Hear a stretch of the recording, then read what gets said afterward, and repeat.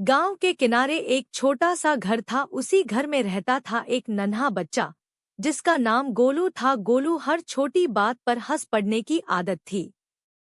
उसके घर के पीछे एक बगीचा था जहां फूल खिलते रहते थे और तितलियां उड़ती रहती थीं। उसी बगीचे में एक सफेद खरगोश रहता था। उसके लंबे कान, नन्ही सी नाक और तेज तेज उछलने की आदत के कारण गांव वाले उसे प्यार से फुदकू कहते थे। फुदकू बहुत शरारती था। कभी गाजर चुराता, कभी फूलों के बीच छुपकर खेलता और कभी तितलियों के पीछे भागता रहता था। एक दिन गोलू बगीचे में अकेला खेल रहा था। तभी उसे झाड़ियों के पीछे कुछ हिलता हुआ दिखाई दिया। गोलू ने हैरानी से पूछा, अरे वहाँ कौन है? यह सुनकर फुदकू थोड़ा घबरा गया, लेकिन जब उसने गोलू को मुस्कुराते हुए हाथ हिलाते देखा तो वह धीरे धीरे बाहर आ गया। गोलू और फुदकू एक दूसरे को देखकर हंस पड़े और उसी पल दोनों की दोस्ती हो गई। अब रोज गोलू और फुदकू साथ खेलने लगे। गोलू गेंद फेंकता और फुदकू उछल-उछलकर उसे पकड़ने की कोशिश करता। कभी गोलू जमीन पर बैठकर ताली बजाता और फुदकू अपने लंबे कान हिलाकर नाचने लगता। कभी फुदकू गोलू की टोपी पहन लेता और गोलू गाजर को माइक्रोफोन बनाकर गाना गाने लगता। बगीचा हर दिन हंसी और मस्ती से भर जाता। एक दिन अचानक तेज बारिश शुरू हो गई। आसमान में बादल घिर आए और चारों ओर पानी भर गया। गोलू बाहर आया तो उसे फुदकू कहीं दिखाई नहीं दिया। वह घबरा गया और उसे ढूंढने लगा। उसकी आंखों में आंसू आ गए और वह पुकारने लगा, फुदकू, तुम कहाँ हो?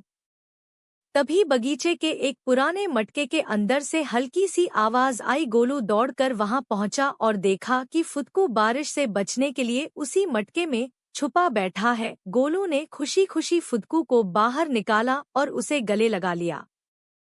फुदकू भी खुश होकर गोलू के चारों ओर उछलने लगा। उस दिन गोलू ने समझ लिया कि दोस्ती उम्र या आकार नहीं देखती, बस दिल से दिल का रिश्ता होती है। और फुदकू ने सीखा कि जहाँ प्यार होता है वहाँ डर अपने आप दूर हो जाता है। इसके बाद गोलू और फुदकू हर दिन साथ खेलते।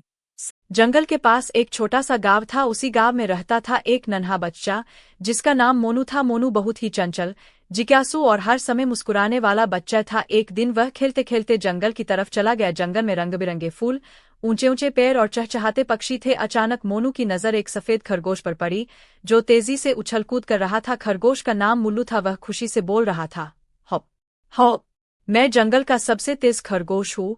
मोनू यह देखकर हंस पड़ा। तभी ऊपर पेड़ से आवाज आई, सही कहा सही कहा। यह आवाज एक हरे तोते की थी। उसका नाम मित्तरू था और वह बहुत ही बातूनी और मजेदार था। थोड़ी ही देर में तीनों दोस्त बन गए। बातें करते करते उन्हें भूख लग गई। मुल्लू बोला, चलो सेब के पेड़ तक दौड़ लगाते हैं। मित्तरू बोला, मैं ऊपर से उठकर जीत जाऊंगा। मोनू मुस्कुराकर बोला, मैं धीरे चलूंगा लेकिन समझदारी से।